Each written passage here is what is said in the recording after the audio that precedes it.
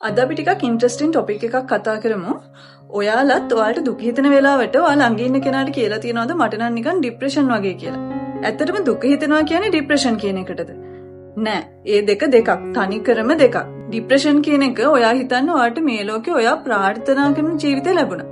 ඒ වුණත් ඔයාට ඩිප්‍රෙෂන් එන්න පුළුවන්. ඔයාට මේ ලෝකේ කිසිම ප්‍රශ්නයක් නැති වෙන්න පුළුවන්. ඒත් ඔයාට ඩිප්‍රෙෂන් එන්න පුළුවන්.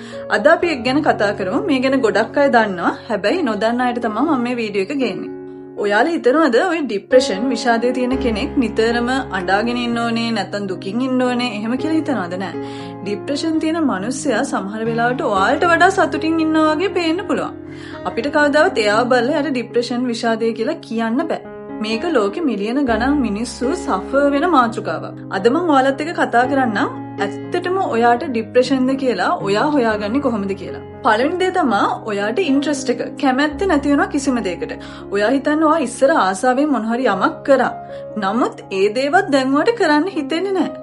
ඊළඟට ස්ලීප් ඩිස්ටර්බන්සස්. ඒ කියන්නේ නිින්දේ වෙනස්කම් මේක මෙහෙමයි. ඔයා හිතන්න එපා ඔයාට ડિප්‍රෙෂන් තිබ්බා කියලා ඔයාට නිකන් නිින්ද යන්නේ නැහැ රෑ වෙනකන් ඇහැරලා ඉන්නවා මේක තමයි ඩිප්‍රෙෂන් කියලා. නෑ. ස්ලීප් ඩිස්ටර්බන්සස් කියලා කියන්නේ සමහර වෙලාවට ඔයා ගොඩාක් නිදා ගන්නවා. සමහර වෙලාවට ඔයාට නිින්ද යන්නේ නැහැ. මේ දෙකම වෙන්න පුළුවන්. ඉස්සර ඔයාට සාමාන්‍ය විදිහට නිින්ද ගියා. නමුත් දැන් නිින්දේ වෙනස්කම් තියෙනවා. ඊළඟ තමයි මහන්සි, කම්මැලි, කිසිම ශක්තියක් නැහැ, කිසිම දෙයක් කරන්න හිතෙන්නේ නැහැ, කිසිම දෙයක් ස්ටාර්ට් කරන්න හිතෙන්නේ නැහැ. ඔහේ නිකන් බලාගත්තත් බලාගෙන ඉන්නවා. මේ වගේ ලක්ෂණ. ඊළඟ තමයි ඇපිටයිට් චේන්ජස් කියන්නේ කැමරට තියෙන රුචිය. ඒ කියන්නේ රුචිය වැඩි වෙන්නත් පුළුවන්, අඩු වෙන්නත් පුළුවන්. ඒ දෙපැත්තම තමයි. ඒ කියන්නේ කණ්ඩ අපිරිය ගතිය සහ සමහරවිට වල නිතරම මොන හරි කන්න ඕනේ. මෙන්න මේ දෙකම. ඊළඟ තමයි උඩ කන්සන්ට්‍රේට් කරගන්න බෑ. ඒ කියන්නේ දැන් හිතන්නකෝ ඉගෙන ගන්න ළමයෙක් නම් එයාට එක තැනක හිත තියාගෙන ඉන්න බෑ. කිසිම වැඩකදී මං කියන්නේ ඉගෙන ගන්න කෙනෙක් වෙන්නම ඕනේ නැහැ. ඔයා කරන ජොබ් එකට වෙන්න පුළුවන්. ඔයා එදිනදා කරන ඕනම දෙයකදී ඔයාගේ හිත එහෙම යනවා. එක තැනක තියාගෙන ඉන්න බෑ.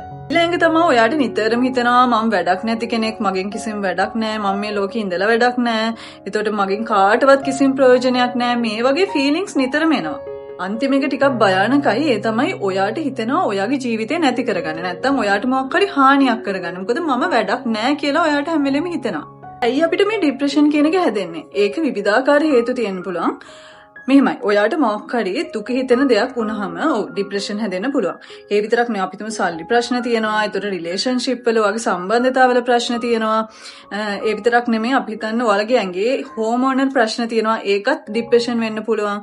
ඊළඟ තමයි ඔයාගේ පෞල් ඉතිහාසය. ඔයාගේ අම්මට තාත්තට හෝ ඔයාගේ ළඟම ඥාතියෙකුට මේ වගේ මානසික රෝග තිබෙනවා නම්. කලින් කිව්වා වගේ ඔයාට මේ කිසිම ප්‍රශ්නයක් නැතුව ડિප්‍රෙෂන් එන්න පුළුවන්. නැතුව ඔයාට ප්‍රශ්නයක් වෙන්නම ඕනේ නැහැ ડિප්‍රෙෂන් එන්න. ඔයා මතක තියාගන්න ඕන දේ තමයි මේ ડિප්‍රෙෂන් එහෙම නැත්නම් විෂාදය කියන එකට ප්‍රතිකාර තියෙනවා. ඒක නිකන් සීනි ප්‍රෙෂර් වගේ. ඒ කියන්නේ සීනි ප්‍රෙෂර් කියන්නේ සාමාන්‍යයෙන් ඔයාලට හැදෙන ලෙඩක්නේ. ඒ වගේ තමයි මේ ડિප්‍රෙෂන් කියන්නේ. ඒක ඔයා මේ ලැජ්ජ වෙන්න ඕන දෙයක්වත් සමාජයෙන් කොම් වෙන්න ඕන දෙයක්වත් නෙමෙයි. සාමාන්‍ය ඔයාගේ ඇඟට හැදෙන අසනීපයක්. ඒකට ඔයා ලැජ්ජ වෙලා බෙහෙත් ගන්නේ නැතුව ගෙදරට වෙලා ඉන්න ඕනේ නැහැ. ඒක ඔයාගේ ජීවිතේ පවා නැති කරන්න හේතුවක් වෙන්න පුළුවන්. ඔයා නෝටිස් කරන්න ඔයා ළඟ ඉන්න කෙනාට මේ ලක්ෂණ තියෙනවාද කියලා. ඔයා නිතරම එයාගේ හැම වෙනසක් දැක්කම ඔයා හොඳින්ද කියන එක අහන්න. මොකද එයා කලින් ආසාවෙන් කරපු දේවල් දැන් කරන්නේ නැහැ. කිසිම එනර්ජි එකක් නැහැ. බලාගත්තට බලාගෙන ඉන්නවා. නැත්තම් හරියට කන්නේ බොන්නේ නැහැ. නිදාගන්නේ නැහැ. නිින්ද වෙනස්කම් තියෙනවා. හරියට වැඩට එන්නේ නැහැ. මේ වගේ ප්‍රශ්න තියෙනවා නම් නැත්තම් ඔයාගේ යාළුවාට මේ ප්‍රශ්න තියෙනවා නම් ඔයා අනිවාර්යෙන් ඔයා හොඳින්ද කියන එක අහන්න. මේකෙදි අපි එකිනෙකාට සපෝට් කරගන්න ඕනේ. ඔයාටත් මේ කියන ලක්ෂණ තියෙනවා නම් සහ ඔයාට සැකනම් ඔයාට විෂාදය එහෙම නැත්නම් ડિප්‍රෙෂන් කියන තත්ත්වය තියෙනවා නම් මතක තියාගන්න මේක 100% හොඳ කරන්න පුළුවන්. ඔයා ළඟම තියෙන හොස්පිටල් එකට හරි නැත්නම් මානසික රෝග ක්ලිනික් තියෙනවා. ඊට පස්සේ මානසික රෝග සම්බන්ධයෙන් වෛද්‍යවරු ඉන්නවා. එහෙම නැතත් ඔයාට ළඟම ඉන්න වෛද්‍යවරයාට ඔයා ගිහිල්ලා පෙන්නන්න.